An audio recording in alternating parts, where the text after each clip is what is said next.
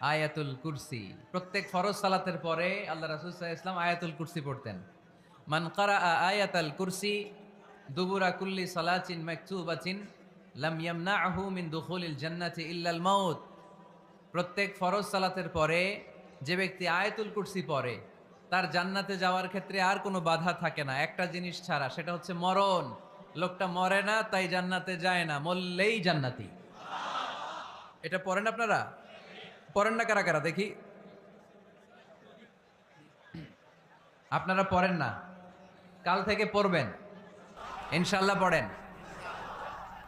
আমাদেরকে অনেক সময় জিন ভূত আসর করে না? আসর করে।